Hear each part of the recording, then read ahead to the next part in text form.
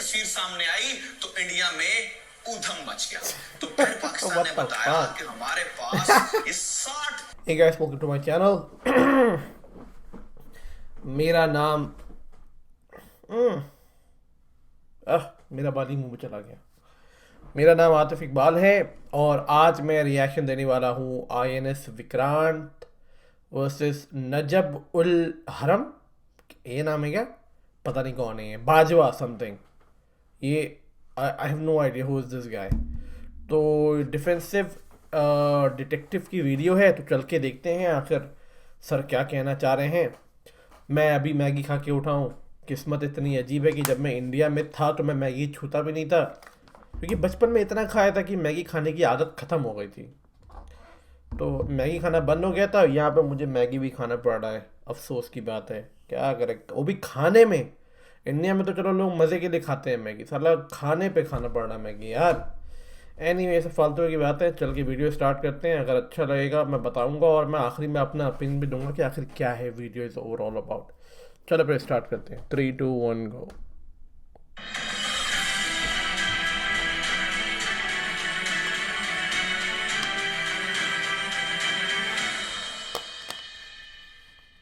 इस वीडियो में बताई गई सारी जानकारी पब्लिक प्लेटफॉर्म पर उपलब्ध है। इसमें ऐसी कोई जानकारी नहीं दी गई है जिससे हमारे सुरक्षा बलों की गोपनीयता भंग होती है। डिफेंस डिटेक्टिव सेना का सम्मान करता है और उन्हीं जानकारियों के आधार पर काम करता है जो सार्वजनिक रूप से मौजूद है। नमस्कार दोस्तों, डिफेंस डिटेक्टिव के एक और एपिसोड में आपका स्वागत है। मैं हूं आलोक।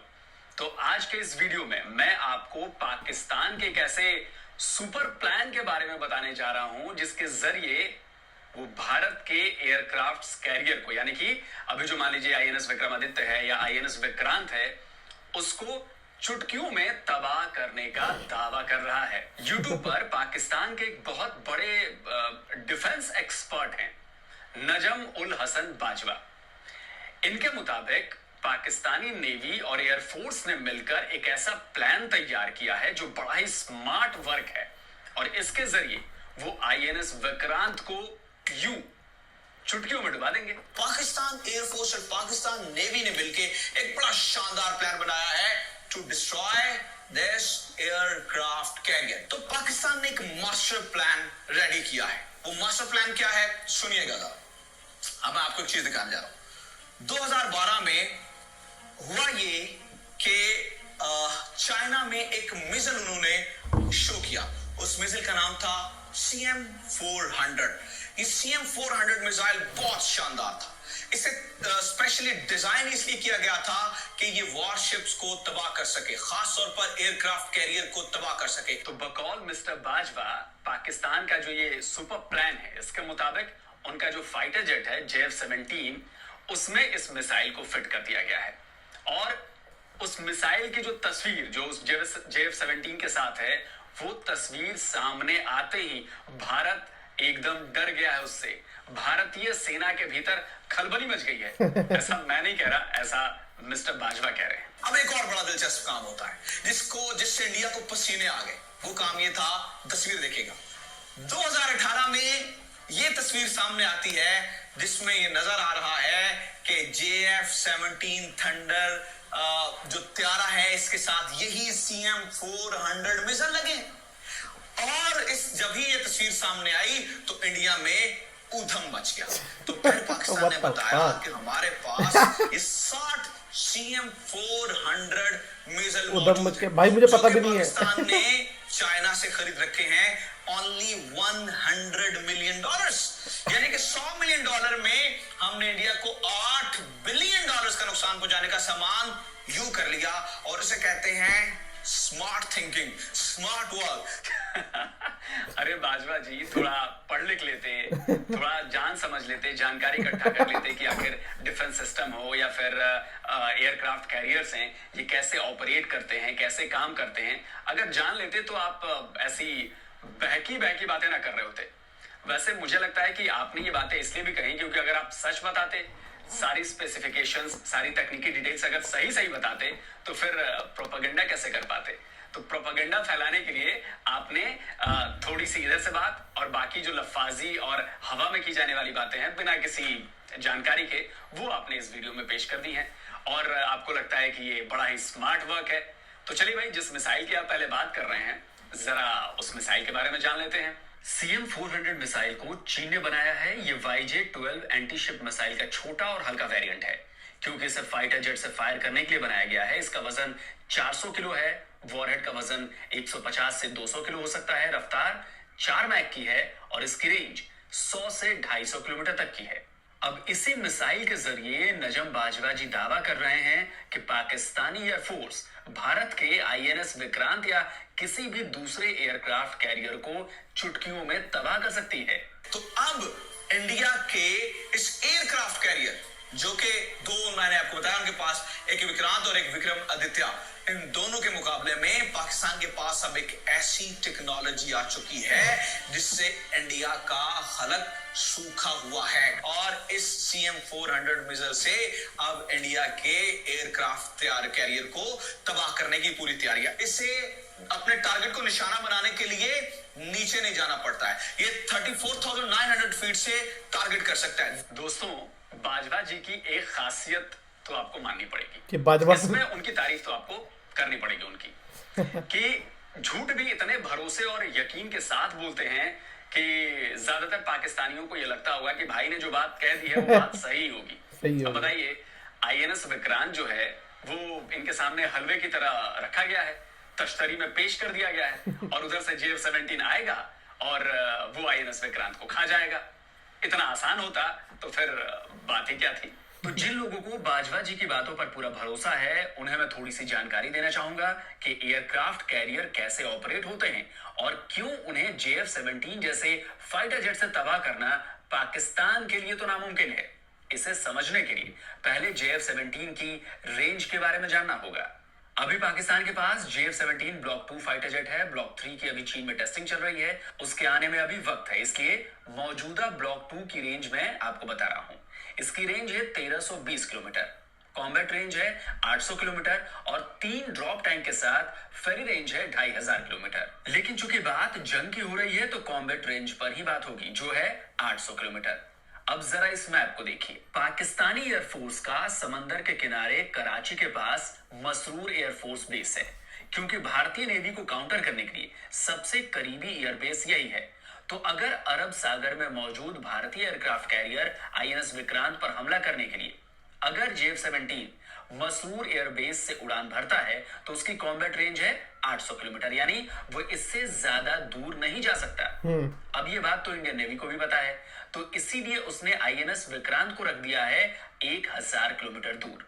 यहां पर तो सबसे पहली बात, JF-17 के लिए उसके करीब पहुंचना नामुमकिन है। अब दूसरे टैक्टिकल सिनेरियो पर बात करते हैं। CM-400 मिसाइल की मैक्सिमम रेंज 250 किलोमीटर है, तो कहा जा सकता है कि वो 750 किलोमीटर दूर पहुंचकर JF-17 से मिसाइल फायर कर देगा, जिससे काम हो जाएगा। सुनने में तो ये बहुत अच्छा लग रहा है, लेकिन प्रैक्टिकली ये भी मुमकिन नहीं है, क्योंकि इसमें सबसे बड़ी बाधा है JF-17 के रडार की रेंज। JF-17 में लगा है चीन का बना हुआ KLJ-7V2 airborne pulse Doppler fire control radar. अगर इस रडार की रेंज को देखेंगे तो आपको बाजवा जी के सारे सपने बिखरते हुए नजर आएंगे। लुकअप मोड में 150 किलोमीटर, वो भी V1 वेरिएंट के लिए। मान लेते हैं कि JF-17 में रडार का V2 वेरिएंट लगा है, तो लुकअप मोड में रेंज है 200 किलोमीटर, जबकि लुक डाउन मोड में रेंज सिर्फ 100 किलोमीटर है। तो जैसा कि बाजवा जी ने बताया, CM-400 मिसाइल को करीब 35,000 फीट ऊपर से फायर किया जाएगा, तो जाहिर है लुक डाउन मोड में फायर करना पड़ेगा। तो बेचारी मिसाइल विक्रांत तक पहुंचेगी कैसे? क्योंकि लुक डाउन मोड में JF-17 को INS विक्रांत के 100 किलोमीटर के दायरे में आना पड़ेगा, तब जाकर ही वो विक्रांत पर ये मिसाइल फायर कर पाएगा। वैसे सपने देखना वैसे कोई बुरी बात नहीं होती, लेकिन नामुमकिन सपना देखना बेवकूफी कही जाती है। और बाजवा जी ने अपने इस वीडियो के जरिए पूरे पाकिस्तान को ऐसा ही एक झूठा सपना दिखाया है। अब झूठा सपना कैसे है? अब इस वीडियो में इन्होंने ये बात मानी है कि जो एयरक्राफ्ट कैरियर्स होते हैं उनका रडार बड़ा शक्तिशाली होता है और इनके खुद के फाइटर जेट्स होते हैं, लेकिन ये नहीं बताया कि जब उनके ऊपर हमला होता है दुश्मन जेट द्वारा या दुश्मन जहाज द्वारा या दुश्मन मिसाइल द्वारा, तो उसको काउंटर करने के लिए आईएनएस विक्रांत पर ऐसा क्या है जिससे वो इसको काउंटर कर सकता है, ये वो नहीं बताया। अगर ये बता देते तो फिर प्रोपेगेंडा की जो पोल है वो खुल जाती। क्योंकि एयरक्राफ्ट कैरियर को तबाह करना मुश्किल इसलिए होता है क्योंकि एक तो इसके ऊपर यार रेडार बहुत मतलब जबरदस्त लगे होते हैं, नीचे से फिर ये जो सुपरसोनिक मतलब वो जो जिस तरीके से आबदोस काम करती है उसको भी डिटेक्ट कर लेता है। तीसरा मसला ये होता है कि उसके ऊपर अपने प्लेन्स मौजूद होते हैं, तो जो ही को प्लेन तबाह करनी है के लिए आएगा, तो जब आपने एयरक्राफ्ट कैरियर को तबाह करना है तो करना ये पड़ता है कि प्लेन को थोड़ा नीचे आना पड़ता है और करीब से आके बैलिस्टिक मिसाइल छोड़ना पड़ता है जो कि एयरक्राफ्ट कैरियर को तबाह कर सकते। अरे भाई बाजवा जी, बैलिस्टिक मिसाइलें जो होती हैं वो फाइटर जेट से फायर नहीं होती, उन्हें फाइटर जेट्स में नहीं लगाया जा सकता। इतना तो कम से कम ज्ञान रखते आप, इसमें तो कम से कम ये बात आप नहीं बोलते। और इसीलिए कहते हैं कि प्रोपेगेंडा फैलाने वाली जो जानकारियां होती है ना, वो इसीलिए खतरनाक होती हैं क्योंकि वो आपकी कभी भी आपकी और आपके देश की बेइज्जती करवा सकती है, जैसा कि इस वीडियो में आपके साथ हो रहा है। और रही बात JF-17 की, तो वो आईएनएस विक्रांत के करीब तो छोड़िए, मतलब करीब तो छोड़िए, कई 100 किलोमीटर दूर भी नहीं फटक सकता। और ऐसा क्यों है ये मैं आपको पूरी जानकारी के साथ बताता हूं, आप इसको चेक कर लीजिएगा। इसमें 2 ऐसे रडार लगे हैं जो आपके JF-17 को 450 किलोमीटर दूर से ही डिटेक्ट कर लेंगे। पहला रडार है इजराइल से लिया गया एल्टा ELM 2248 MF स्टार। ये फाइटर जेट्स को 250 से लेकर 450 किलोमीटर की दूरी तक डिटेक्ट कर सकता है। दूसरा है इटली से लिया गया Selex RAN 40L 3D L band air surveillance radar. ये long range early warning radar है। इनका इस्तेमाल मुख्य रूप से फाइटर जेट्स, ड्रोन्स और लंबी दूरी से छोड़ी गई मिसाइलों को डिटेक्ट करने में किया जाता है। इस रडार की रेंज 400 किलोमीटर है और ये 360 डिग्री की कवरेज देता है। तो इसका मतलब ये हुआ कि आईएनएस विक्रांत को आपके JF-17 के बारे में 450 किलोमीटर दूर से ही पता चल जाएगा। और अगर किसी तरह आपने 250 किलोमीटर दूर से अपनी CM-400 मिसाइल इसके ऊपर फायर भी कर दी तो भाई मेरे वो भी डिटेक्ट हो जाएगी, क्योंकि वो कोई स्टेल्थ मिसाइल तो है नहीं। और बाजवा जी, आईएनएस विक्रांत का जो रडार है ना, जब इतनी दूर से वो आपके JF-17 को और आपकी CM-400 मिसाइल को डिटेक्ट कर लेगा तो फिर उनके बचने का कोई चांस नहीं है, क्योंकि आईएनएस विक्रांत पर जो एयर डिफेंस सिस्टम लगा है ना, वो दुनिया के बेहतरीन एयर डिफेंस सिस्टम्स में से एक है। और उसका निशाना इतना अचूक है कि वो चाहे ड्रोन हो, फाइटर जेट हो, मिसाइल हो, कुछ भी हो, उन सबको वो मार गिराता है। और इस एयर डिफेंस सिस्टम का नाम पता है आपने क्यों नहीं लिया अपने इस वीडियो में? क्योंकि आप उसका नाम लेते और जैसे ही नाम लेते और आपके व्यूअर्स उस मिसाइल के बारे में जाके, उस एयर डिफेंस सिस्टम के बारे में जाकर सर्च करते, तो आपका जो ये प्रोपेगेंडा है इसकी पोल बुरी तरह खुल जाने वाली थी। आईएनएस विक्रांत पर Barak 8 surface to air missile system मौजूद है। इसे भारत और इजराइल ने मिलकर बनाया है। विक्रांत पर 64 बराक 8 मिसाइलें हैं और इनकी रेंज पता है कितनी है? 150 किलोमीटर। तो बाजवा जी, CM-400 मिसाइल के फायर करने से पहले ही आपके JF-17 का काम तमाम हो चुका होगा। अगर इस पर किसी को शक है तो मैं गुजारिश करूंगा कि एक बार जाकर बराक 8 एयर डिफेंस सिस्टम के बारे में जानकारी इकट्ठा कर ले। इसके बावजूद भी अगर आपको लगता है कि आप हमारे आईएनएस विक्रांत तक पहुंच जाएंगे तो बाजवा जी, उसके ऊपर जो 30 से ज्यादा फाइटर जेट्स होते हैं वो क्या आपके आने का इंतजार करेंगे? 450 किलोमीटर पहले आप डिटेक्ट हो जाएंगे। मिसाइल छोड़ने के लिए आपको कम से कम विक्रांत के 100 किलोमीटर करीब आना होगा और MiG-29K के रहते ये तो आपके सपने में भी मुमकिन नहीं है, क्योंकि आपने अपने प्रोपेगेंडा वीडियो में ये तो बताया नहीं कि MiG-29K की रेंज क्या है। नहीं बताया तो मैं आपके दर्शकों को सच्चाई बता देता हूं। MiG-29K की नॉर्मल रेंज 1500 किलोमीटर है, कॉम्बैट रेंज 850 किलोमीटर है और 3 ड्रॉप टैंक के साथ इसकी रेंज हो जाती है 3000 किलोमीटर। तो जनाब समझ लीजिए कितनी आसानी से आपके JF-17 का शिकार आईएनएस विक्रांत अपने MiG-29K के जरिए कर लेगा। एक एयरक्राफ्ट कैरियर दुश्मन के लिए किस तरह एक बुरे सपने की तरह होता है, इसका स्वाद तो आप 71 की जंग में चख चुके हैं ना। खैर, आईएनएस विक्रांत को अपने JF-17 से डुबो देने का सपना ही देखते रहिए और अपनी झूठी खबरों से अपनी आवाम का दिल बहलाते रहिए। उन्हें झूठ को सच मानने के लिए अपने वीडियो परोसते रहिए, क्योंकि ये तो अब भी मानते हैं कि हमारी सेनाओं को छोड़िए, हमारी नेवी को छोड़ दीजिए, हमारी नेवी के सिर्फ एक जहाज की कीमत आपकी तीनों सेनाओं के रक्षा बजट के करीब करीब बराबर है। पाकिस्तान के पास ये एयरक्राफ्ट कैरियर मौजूद नहीं है। पाकिस्तान की नेवी यहाँ पे लैक करती है। इंडिया की नेवी यहाँ पे थोड़ा सा स्ट्रांग हो जाती है। दुनिया में सिर्फ 9 मुल्क ऐसे हैं जिनके पास एयरक्राफ्ट कैरियर है, जिनमें यूएसए है, जिसमें ब्राजील है, जिसमें स्पेन है, जिसमें इंडिया है, जिसमें रशिया है, चाइना है। और पाकिस्तान के पास एयरक्राफ्ट कैरियर इसलिए मौजूद नहीं है क्योंकि ये बड़ा महंगा बनता है।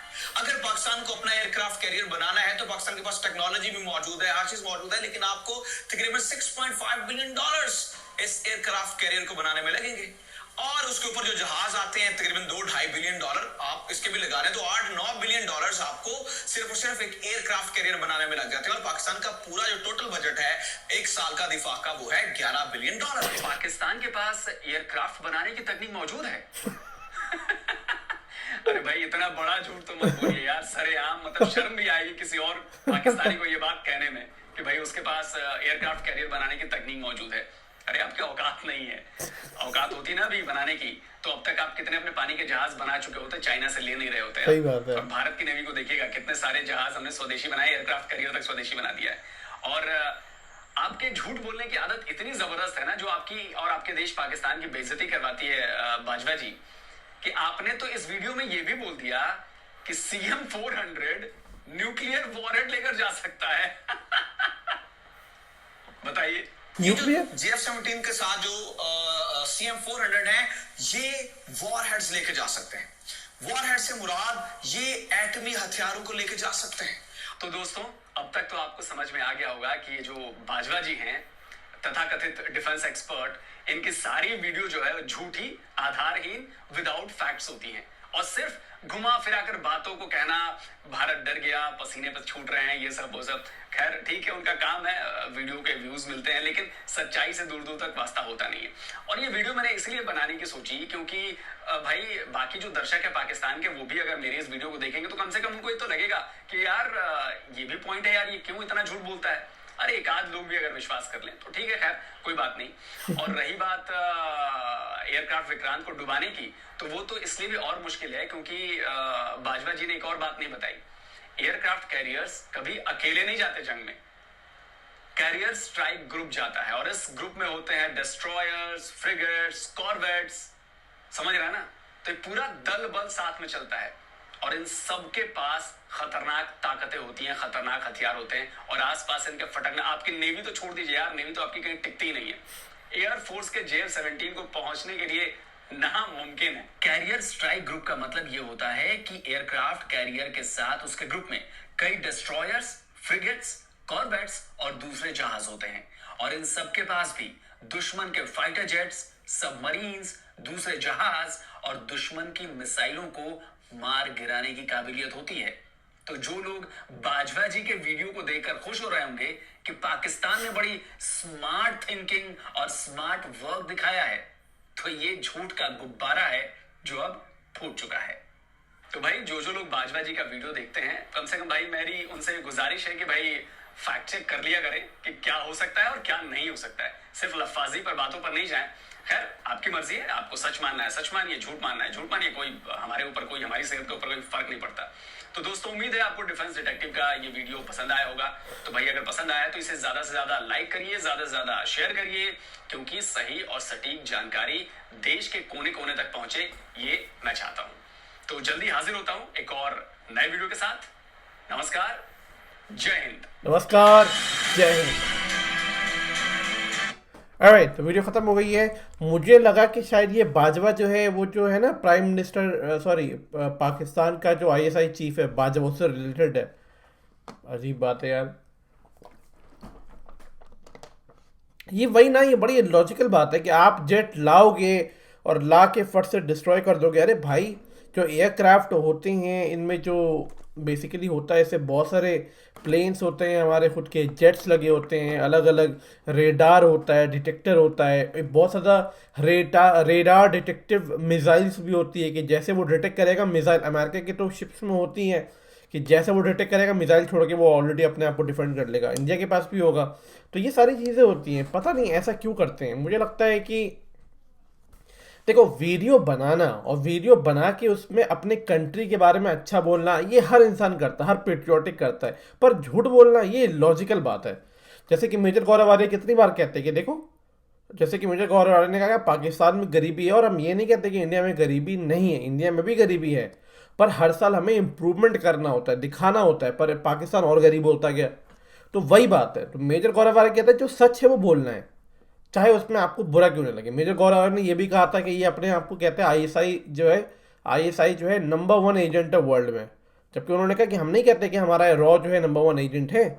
ये बहुत अच्छी बात है कि सही बोलना और फैक्चुअल बोलना, ये नहीं कि बोलना हम नंबर 1 है। भाई दुनिया बेवकूफ़ थोड़ी ना है, तो पता नहीं क्यों ऐसा करते हैं, ये करके अपने आप को ही बेवकूफ़। या तो ये होता है कि इनके नंबर बढ़ गए हैं पर नॉलेज इनकी ज़ीरो है, that is one of the biggest reason, यही हो सकता है। ये पाकिस्तानी लोग गधे हैं बिल्कुल। अभी आएंगे कमेंट में गाली देंगे मेरे को कि तू कैसा मुस्लिम है, ये है वो है। मैंने कहा भाई मैं क्या कर सकता हूँ, मैं पाकिस्तान के अगेंस्ट बोल रहा हूँ। अजीब बेवकूफ़ी है। ये बाजवा भी आईएसआई चीफ की बाजवा की तरह गधा ही निकला बाय द वे। पता नहीं यार, सच बोलना चाहिए भले वो आपको कड़वाई क्यों ना लगे, बट सच जो है वो सच है। एनीवे, मैं आपसे मिलता हूँ नेक्स्ट वीडियो में, तब तक के लिए टेक केयर एंड अपना ध्यान रखें।